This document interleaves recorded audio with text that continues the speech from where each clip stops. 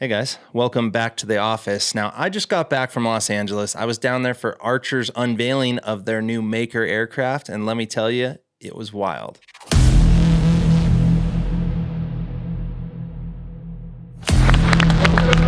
Maker unveiling event.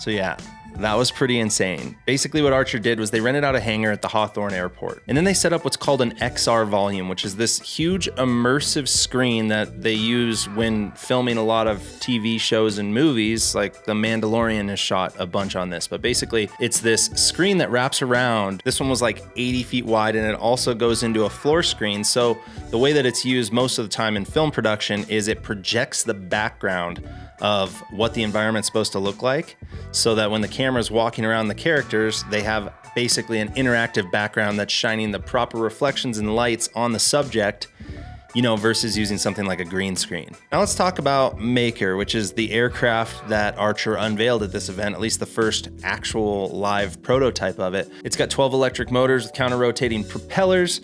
That's what creates the thrust for it to lift off vertically. And then as it transitions into forward flight, the front 6 motors tilt forward kind of like an Osprey, and it turns into basically an airplane using those front 6 motors for thrust. The rear motors will stop in a streamlined position to where the props are facing into the wind.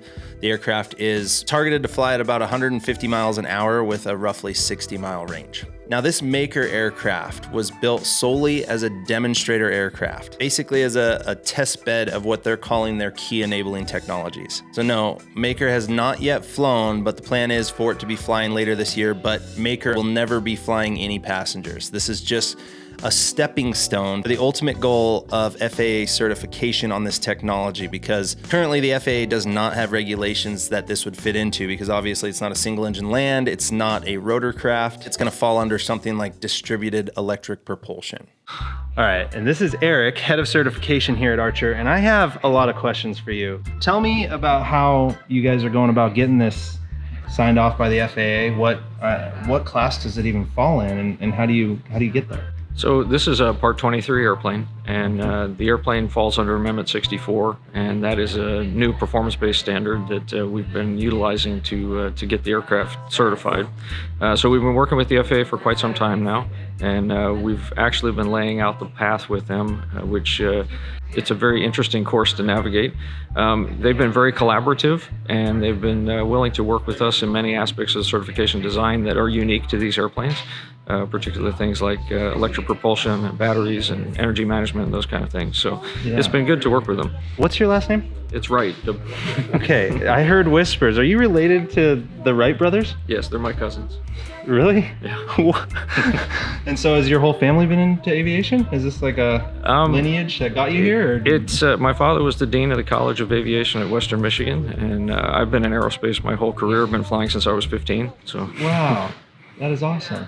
Now, after my last video, I saw that there was a fair bit of apprehension from a lot of you guys, and I understand it. I'm a pilot. I've seen a lot of these companies come and go, so I figured this would be a good time for me to kind of address this, give you guys my thoughts as a pilot, and kind of answer some of the questions you guys had in the comments as far as the feasibility as well as some of the technologies and safeties that went into this aircraft. And before I get into that, as a fair disclaimer, Archer did sponsor me to go down to the event and make a video about it. However, they're not telling me what to say and they have no editorial control over this.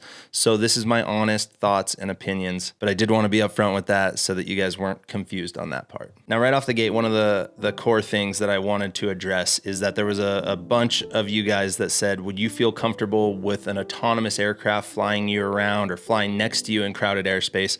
And I wanted to clarify that Archer has no intent, at least in the immediate future, of flying any passengers autonomously. Now, this first aircraft, obviously, because It is a test bed and a demonstrator for the FAA, will be flown autonomously, but that is just for the sole purpose of demonstrating all the safety features and the systems to the FAA so they can actually get certification on their next aircraft, which is the one that will be flying passengers, but that will be a piloted aircraft. So this is not the aircraft that we're bringing to market. This is an aircraft that we're using in the course of certifying with the FAA, essentially to have a platform that we can communicate with them about while we're trying to negotiate the formal requirements for the vehicle. The product aircraft would be really similar to this, maybe 10 foot more span, and then think of stretching the fuselage so that you can get a second row of seats, and then likely a pilot in the nose.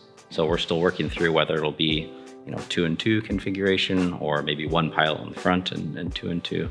So for anyone worried about the autonomous side of this, or riding with a computer flying you everywhere, you're not gonna have to worry about that, at least for quite a while.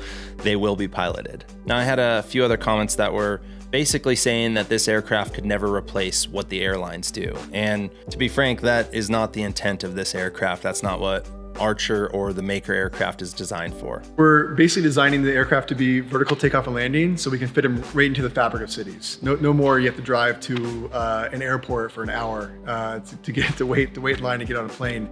We want to basically make it really easy for folks to get around.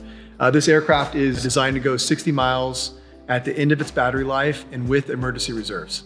The nominal missions we'll generally try to fly are probably between 20 and 40 miles. So, places like to and from work, to and from the airport, just your everyday places that folks are spending an hour on the ground moving around, we can fly there at 150 miles an hour, point to point, in 10, 15 minutes. Basically, the Maker aircraft and everything that Archer's trying to do is going to be in the more short range, direct line urban air mobility, as well as these adventure flights that they're calling micro exploration. So either getting you around in a city faster or getting you out of a city faster.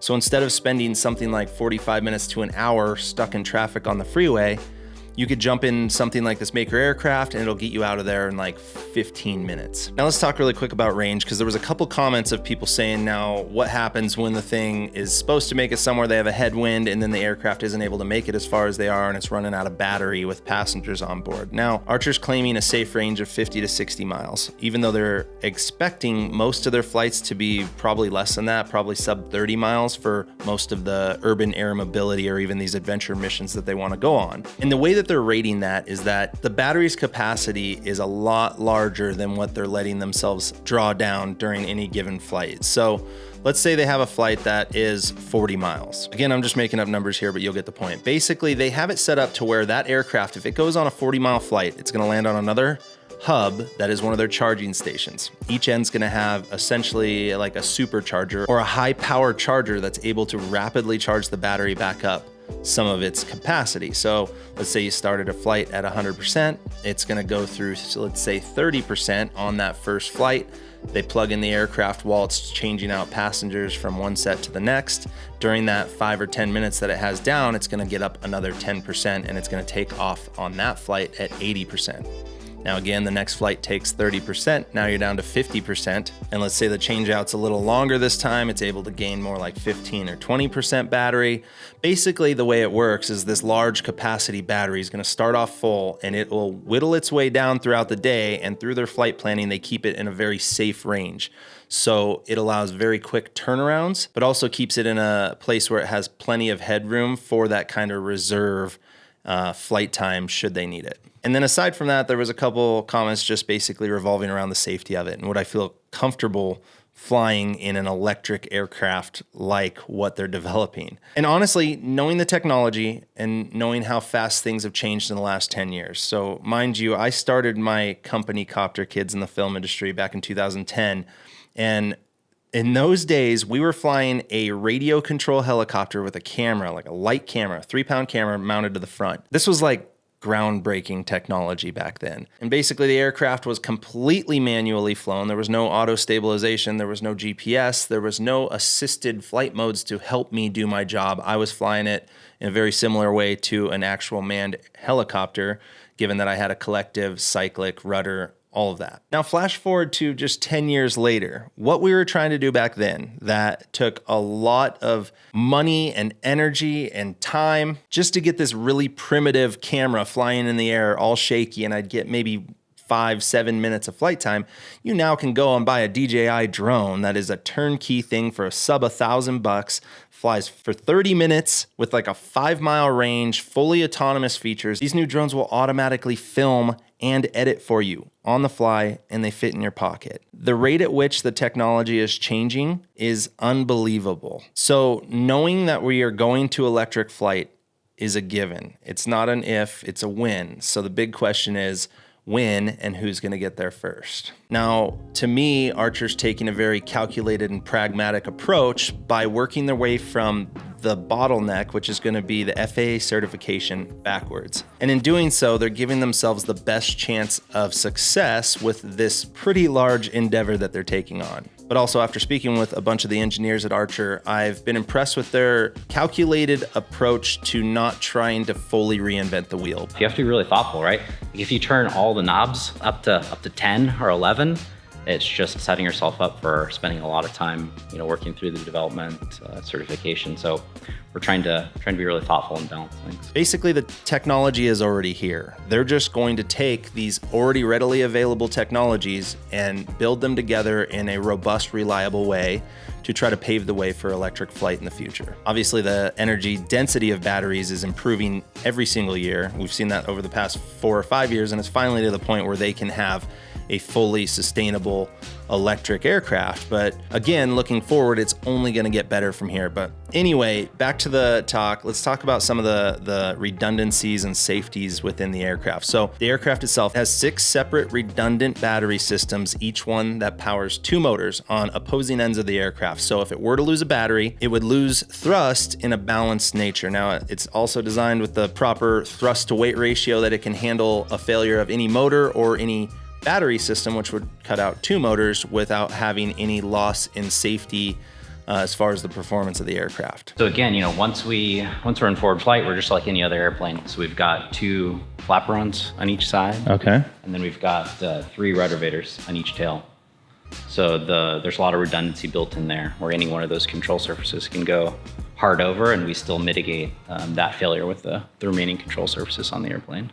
And redundant motors in the servos as well. But yeah, it's all fly-by-wire. We've got 4 flight computers on the vehicle. Okay. So we're able to tolerate a failure of any one of those. Obviously able to tolerate failures of any of the motors or power electronics on the aircraft, and we still fly safely. And in the event that somehow there was just a total motor or thrust failure, could it glide? Yeah, exactly. No, that's a big design feature for us. If needed, we could glide to a conventional landing. Or if for some reason we weren't able to do a transition and make a vertical landing, we could just do a typical conventional landing at an airport. So basically what you end up with is an aircraft that has 0 single points of failure versus something like a helicopter that has a ton of single points that, if they fail, can be catastrophic. So really, I guess when it comes down to it, time will tell how this all turns out, but I have really high hopes, and I'm super excited to see this thing take flight later this year, as well as see what it leads into for their next aircraft that hopefully we will be flying in come 2024. So another thing also with Archer that appealed to me is, aside from them having a cool idea and the right team to do it, they also have the right approach behind it. And I love that they're very environmentally conscious, not only from an emissions standpoint, but also from a noise standpoint, and understanding that is always going to be a limitation. The reason we don't see more urban air travel by helicopters is because of the noise pollution and the amount of people that complain about it. So we've designed all of the propellers to spin at relatively low tip speeds, something in the 400 foot per second kind of range.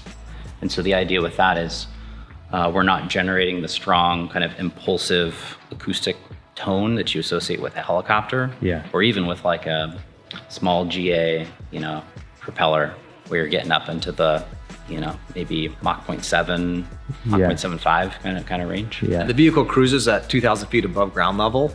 And because a lot of the characteristics that have been built into the vehicle, it actually will be silent overhead. So it will not disturb the communities. It will not be like a loud, helicopter type sound flying overhead. It actually will be silent. And I don't think will bother anyone.